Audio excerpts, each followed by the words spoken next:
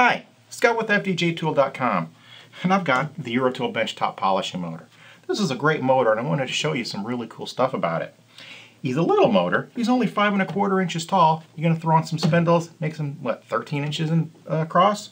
So that means it's going to fit on this benchtop, it's going to fit on your work table, it's going to really fit anywhere. And I also like how light it is. Look at that. That means you can travel with him, you can go to shows, fairs, anything you really want to do.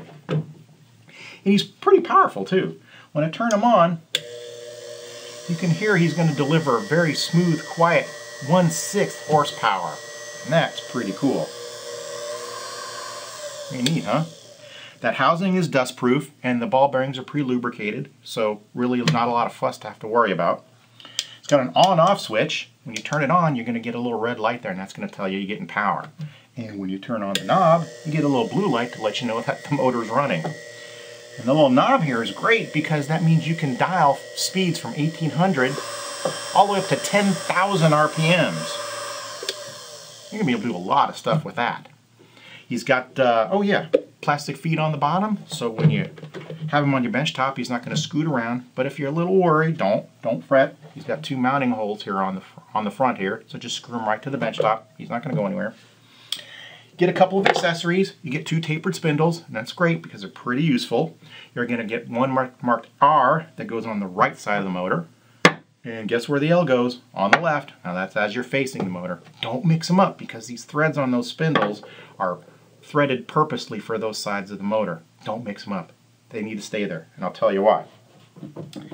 Because you're going to put them on pretty simply. These shafts are 8 mm in diameter, and they've got a little flat spot on them. So you're going to look for those screws on your spindle, and you're going to line them up with that flat spot, slide it on, and just tighten it down like that, and you're ready to go.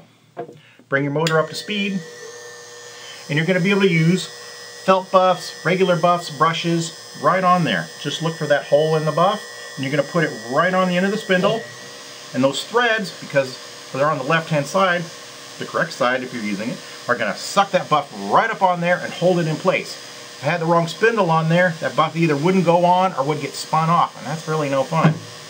When you're done, turn them off, grab onto your spindle, just unscrew them.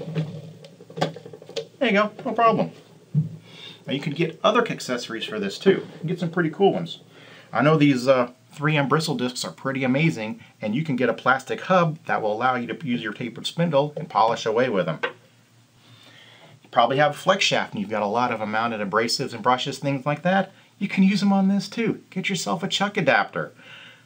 Slide your mounted shaft right in there, tighten it down with your chuck key, put it onto the shaft, and you're ready to go. Why, if you don't want to mess, you can get a suction hood.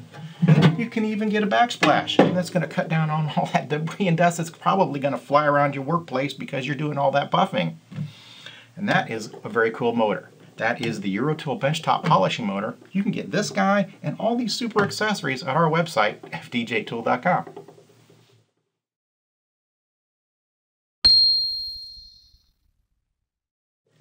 And unscrew.